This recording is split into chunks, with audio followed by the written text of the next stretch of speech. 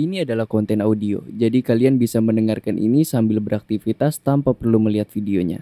Selamat mendengarkan.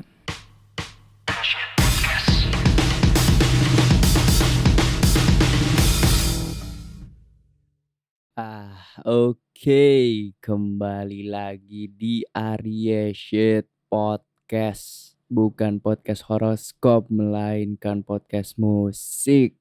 Gila, nggak tuh? Sekarang udah hari Rabu lagi. Kemarin ngebahas soal K-pop.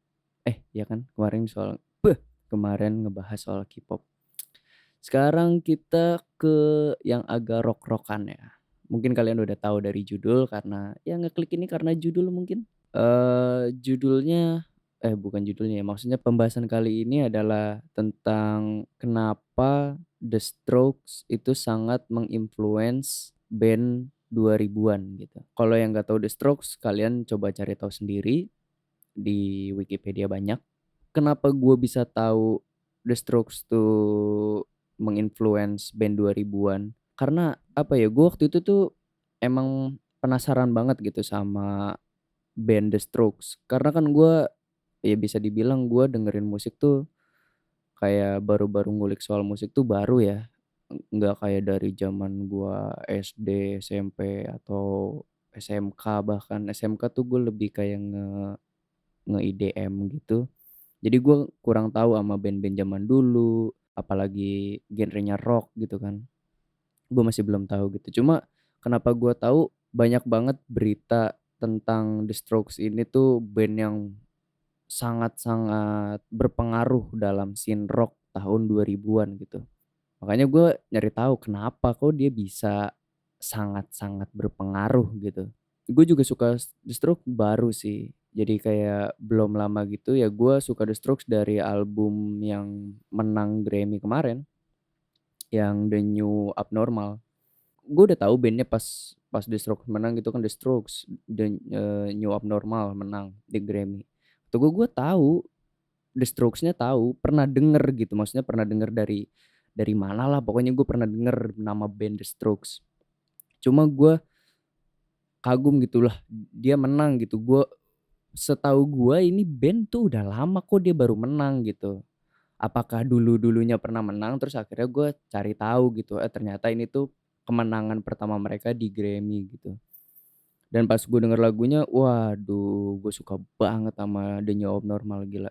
Gue suka semua, bisa dibilang suka semua lagu yang ada di album The New Abnormal. Menurut gue itu the best. The best itu salah satu album kesukaan gue.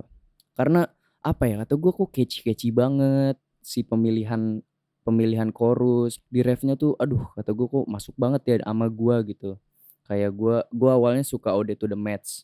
Karena Ode to the Match menurut gue apa ya, si progresi chord-nya kayak kenal gitu, kayak kayak nggak asing di kuping gua, kayak pas gua pertama kali denger aja, anjir kayak gua tuh tahu, kayak udah tahu si flow-nya tuh bakal kayak gimana gitu, si melodinya tuh bakal kayak gimana gua tahu, makanya ini kok kayak nggak asing ya, tapi gua nggak tahu dari mana maksudnya. Jadi pas gua denger tuh kayak, ini lagu kayak pernah denger dah, kayak kayak nggak asing gitu, tapi ini lagu baru kan, bener, gua nyampe cari, ya bener ini album baru gitu, ini lagu baru, cuma kok gua kayak udah pernah denger gitu si melodinya.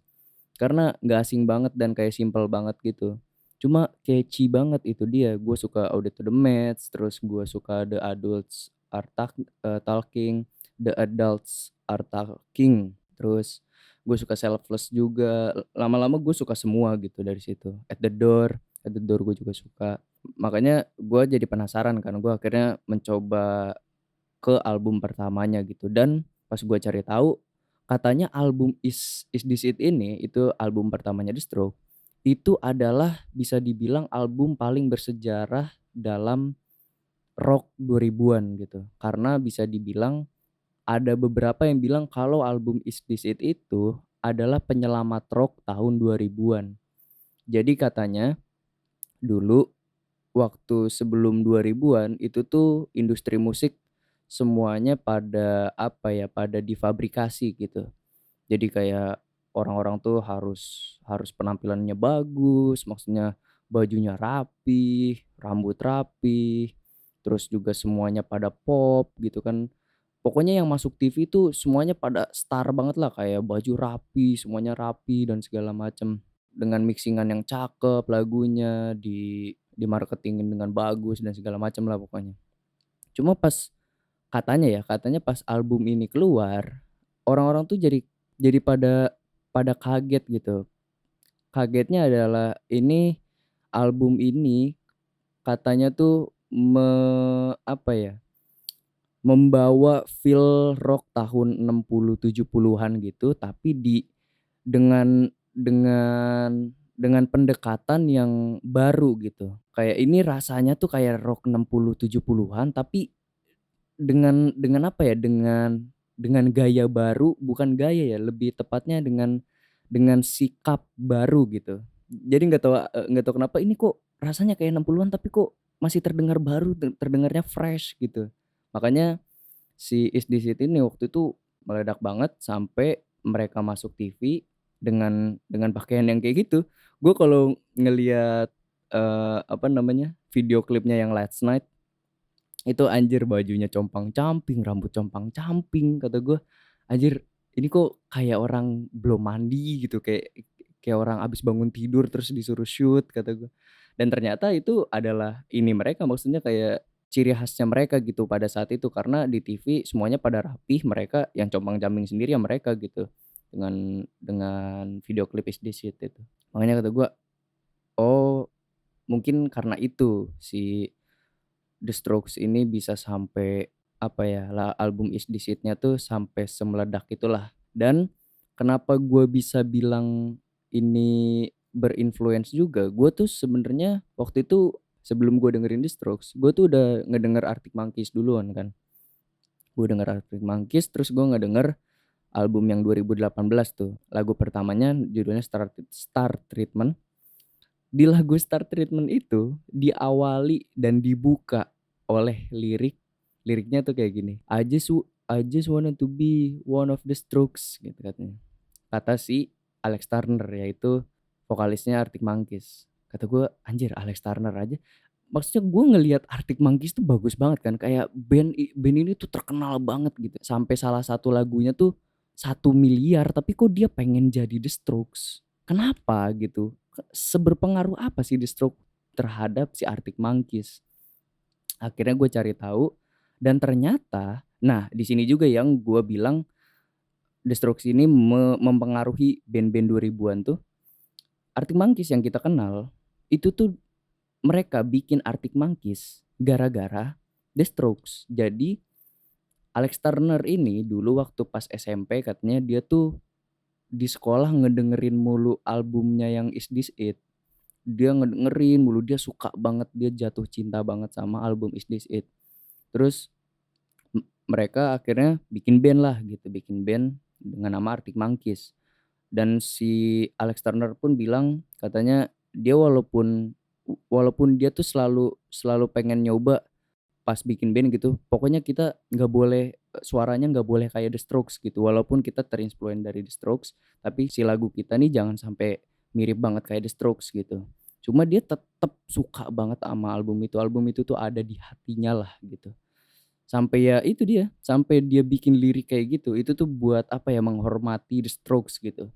Lirik itu tuh buat menghormati The Strokes. Jadi ada salah satu beritanya juga dia pas manggung di kotanya The Strokes lah, maksudnya si The Strokes ini terbentuk di kota tersebut dan si Arctic Monkeys pas manggung di kota tersebut, dia spesial ngebawain lagunya The Strokes gitu, di-cover. Pokoknya dia meng-cover lagu tersebut di kandangnya The Strokes lah. Dia meng-cover lagu tersebut untuk menghormati The Strokes gitu. Makanya kata gue kok segitunya si Alex Turner ini terinfluence dengan The Strokes gitu, dan dia pun waktu awal-awal berkarir juga dia sempet, si Arctic Monkeys pernah di salah satu stasiun TV dia suruh nge-cover gitu, "Coba dong lu tampil nge-cover lagu orang," gitu. Dan yang dia pilih adalah lagu The Strokes yang Take It or Leave It ya kalau nggak salah. Just take it or leave it, just take it or leave it, yang kayak gitu. Dan disitulah gue kayak kayak apa ya, kayak berpikir, ini The Strokes kok bisa mereka menginfluence banget band tahun 2000-an dan pas gue denger juga anjir ternyata enak-enak banget lagunya. Lagunya tuh masuk banget di gua. Maksudnya pemilihan flow chorus-nya tuh selalu masuk di gua gitu. Terutama yang Is This It, terus sama Room on Fire ya kalau nggak salah, album keduanya Room on Fire. Impression of the Earth gue suka beberapa gitu. Ya yang paling gue suka itu The New Abnormal. The New Abnormal menurut gue The Strokes kembali kembali berjaya karena ada beritanya juga mereka tuh sempet pisah gitu. Mereka tuh sempet solo project masing-masing lah. Mereka tuh punya solo project masing-masing, gitarisnya kemana, basisnya kemana, drummernya kemana, vokalisnya kemana gitu. Mereka tuh sempet pisah lah pokoknya, sempet pisah, sempet nggak akur gitu, sempet nggak akur. Makanya dari album terakhir kalau nggak salah 2013-an gitu, 2013-an entah 2015 ya album terakhirnya tuh. Terus baru ngeluarin lagi 2020. Makanya kok jauh banget gitu kan kata gue, oh ternyata mereka pernah pernah pisah gitu, pernah pisah. Dan pas di 2020 gua dengerin lagi albumnya, mereka tuh di album The New Abnormal mereka kayak ada nyelipin candaan-candaan gitu di beberapa lagunya. Kata gue, oh mereka udah bercanda lagi, mereka udah seneng lagi. Makanya feel lagunya tuh dapet gitu. Karena beberapa album ke belakang itu gue masih belum nangkep kayak banyak lagunya yang nggak gue suka gitu.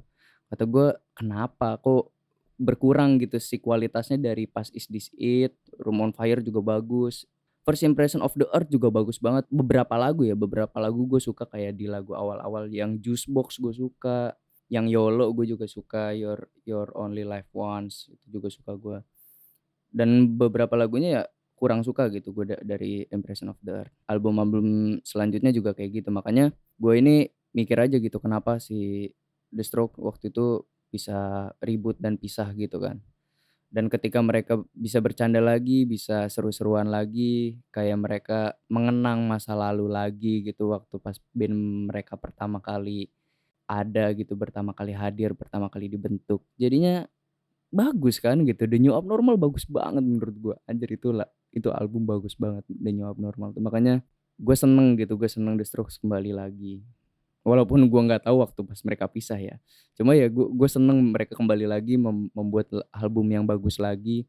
Gue juga jadi penasaran album selanjutnya bakal kayak gimana karena mereka sudah kembali gitu dan mereka sudah menang Grammy. Gue penasaran aja sama album selanjutnya bakal kayak gimana, tapi kayaknya bakal masih lama album selanjutnya gitu. Jadinya ya itu yang gue pertanyakan, kenapa The Strokes sangat-sangat bisa menginfluence band rock tahun 2000-an gitu. Gue juga pernah lihat di salah satu komenan YouTube, ada yang bilang kayak The Strokes ini sangat hebat sampai gue mau bikin band gue sendiri gitu. Kata gue, anjir, bahkan orang-orang yang ngelihat YouTube-nya pun sampai berpikiran untuk bikin band sendiri gara-gara The Strokes. Dan gue juga nggak bisa dipungkiri gue jadi pengen punya band juga gara-gara The Strokes ya. Makanya gue penasaran juga kok bisa ya gue jadi kayak kepengen punya band gara-gara The Strokes gitu. Karena ya yang gue pikir gini, mungkin karena kita ngelihatnya kayak simple. Lagunya tuh enak, catchy, dan suaranya juga kayak mixingannya tuh nggak sebagus mixingan sekarang gitu. Waktu di album-album yang sebelumnya ya. Album-album yang dulu tuh kayak apa ya, si suaranya juga kayak treble treble doang gitu si suaranya, bass-nya juga nggak kerasa lah si bass suaranya gitu. Kayak treble doang dan dengan feel apa ya, disebutnya feel garage, mungkin feel feel garasi banget gitu, band garasi banget gitu. Cuma kayak ya mungkin kita, ngelihatnya kayak, kayaknya mudah deh bikin band kayak The Strokes gitu. Si lagu-lagunya tuh catchy-catchy mulu gitu dan produksiannya juga kayaknya gampang gitu. Kelihatannya gampang gitu, makanya semua orang kayak mungkin gara-gara itu gitu, kayaknya gampang deh, soalnya ini lagu kok enak banget ya, gue nyampe pengen bikin band sendiri gara-gara ngedenger The Strokes gitu, mungkin karena itu ya. Mungkin, kalian punya jawaban lain juga boleh silakan di komentar, atau mungkin bahkan kalian belum pernah denger The Strokes, atau kalian bahkan fans beratnya The Strokes, atau mungkin kalian punya band dan itu terinspirasi dari The Strokes, bisa diceritain di kolom komentar. Oke? Kalau di Spotify gue akan kasih tanya jawab, pokoknya di situ kalian bisa berkomentar soal episode podcast ini. Oke? Paling segitu dulu si podcast ini ya. Follow Instagram gue, follow TikTok podcast ini. Pokoknya follow lah, subscribe. Follow di Spotify, nyalain loncengnya. Kayak gitulah pokoknya. Oke? See you on the next episode guys. Bye.